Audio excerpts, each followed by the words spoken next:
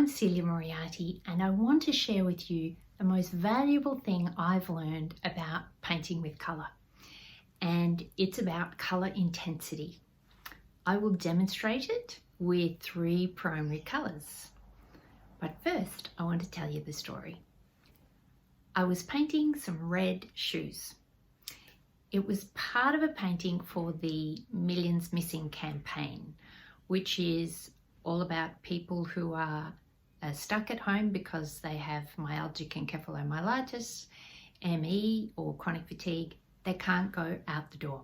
So I had shoes at the door, and the red stiletto shoes, the party shoes that had to stay home, had sunlight hitting them, and so that red, now when the highlight was there, that's in yellowy white, and the red shoe and then the shadow, and the shadow was still a red shoe. So I was looking at that thinking, how do I get still a red but not as intense a red?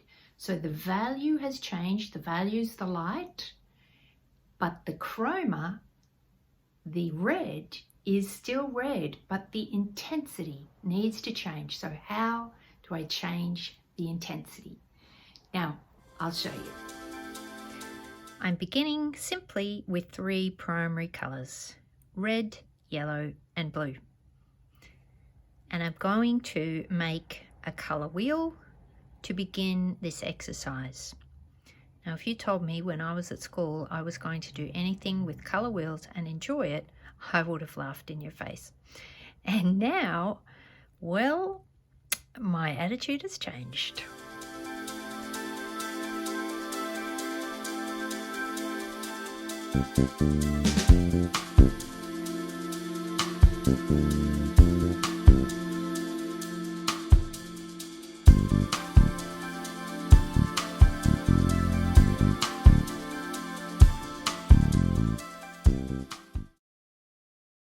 Now we simply want to make our secondary colours, and you know those.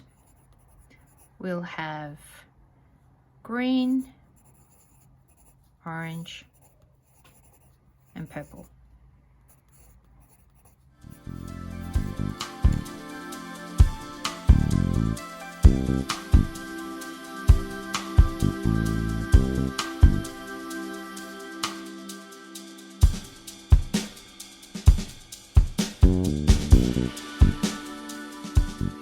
So now we've made our secondary colours, just the blue and yellow to make green, red and blue to make purple, and our orange from red and yellow. But the power of this exercise is in what's called the tertiary colours. Now remember that I started with red shoes, and I couldn't see how to make the shadows in the red shoes without them not being red anymore. If I put black in there, it would just be a brown. So what this is about is we now take that primary colour and mix the opposing secondary colour into it in order to make that colour less intense.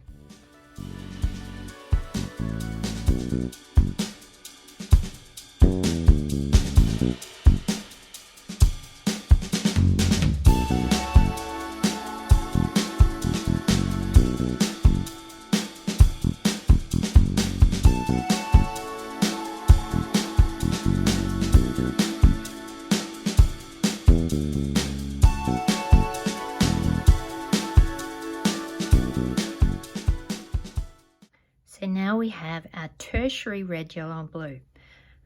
We originally had the intense red, and in order to make that less intense, like the shadow in the red shoe, we've gone to its opposing secondary colour, and that's the green. Mix the two together and we've still got a bright red, but it's not as intense as that.